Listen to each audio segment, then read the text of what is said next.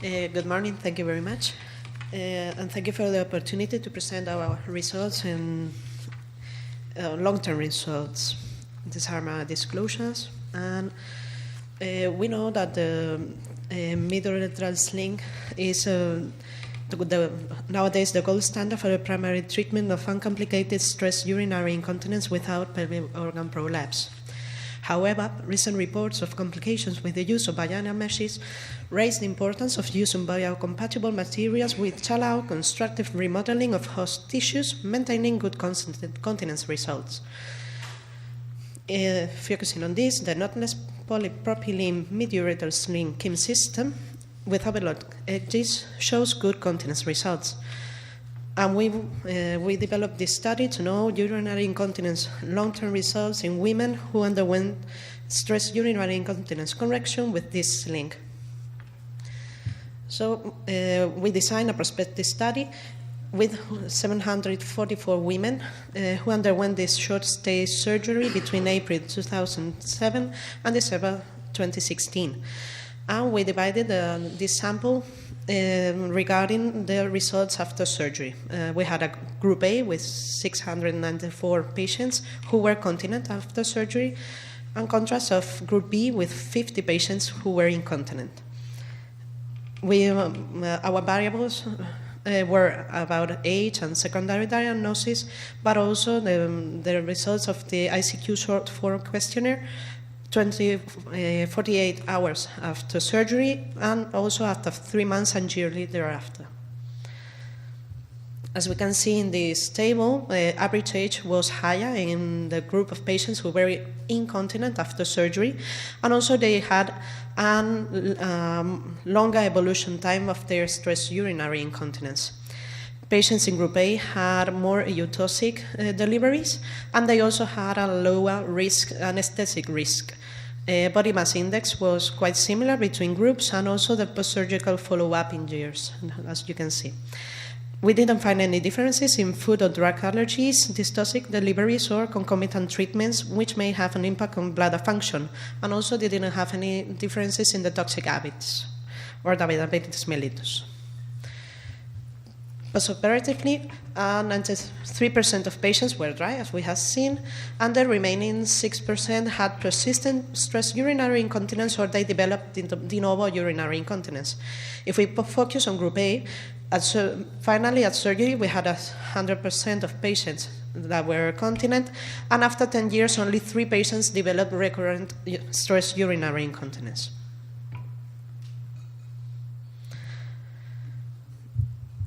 We have, from several studies, recognized risk factors for failure of implanted materials that focus on product design and also the characteristics of the materials, and especially focused on the size of the pore or the biocompatibility and elasticity of the meshes. In this line, mercoporous knotless meshes with overlock edges have a good balance, and as they have a high resistance to elongation, a low infection rate, and better tissue ingrowth, and therefore they've got good traction transmission, good microelasticity, and also a low density. So in our study, we saw that the mid-urethral transobturator sling KIM system achieves a good urinary continence results that are higher than 90%, with a 2% of recurrence at 4 years and 3% after 10 years. And the success of the technique is related to age, incontinence's evolution time prior to surgery, and patient's urinary health status. Thank you very much.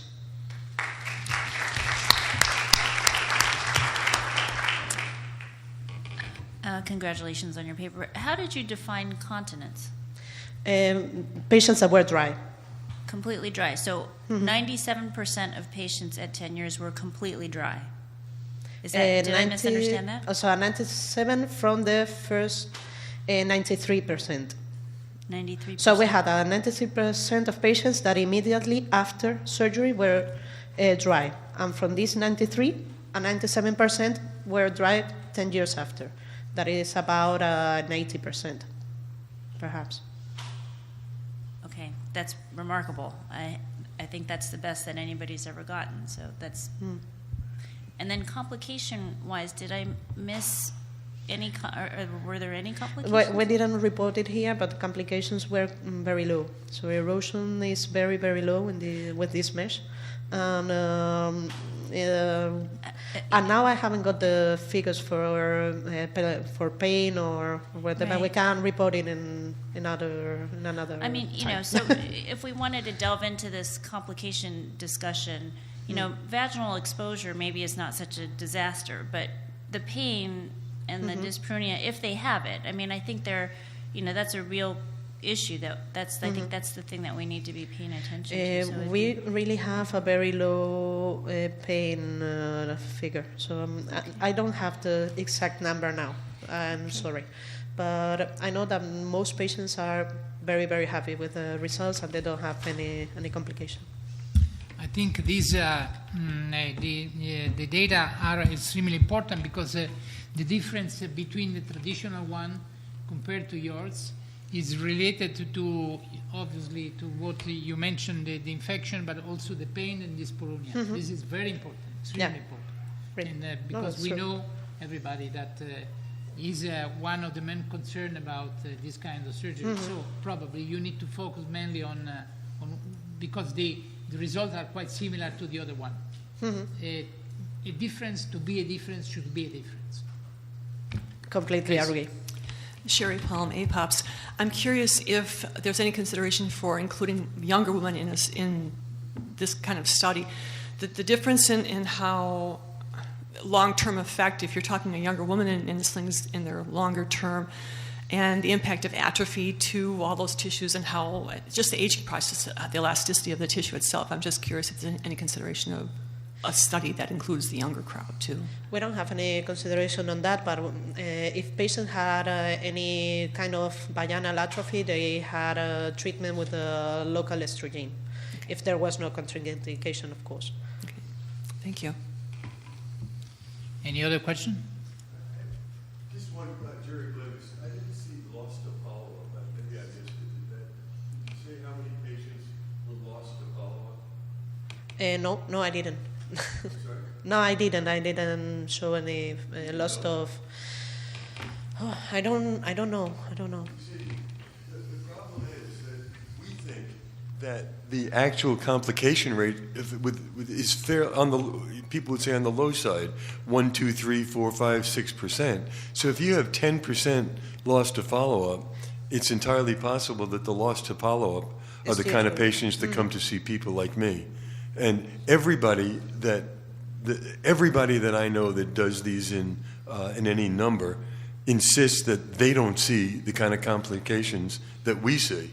So to me, the loss to follow-up is a very, very important number, and try to find them and figure out if they are the 3 or 4 or 5% that have this terrible problem with pain and dyspareunia.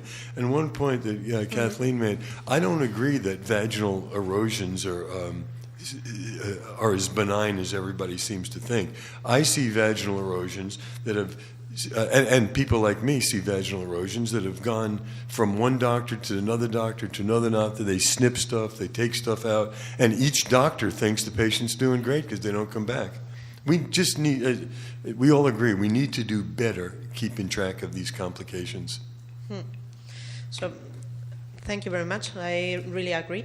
But in this case, these patients that were operating in one center is a referral center. So, I think that most patients are followed in this center, and they are not going to other centers. So, in my opinion, I think that we would have identified the complication.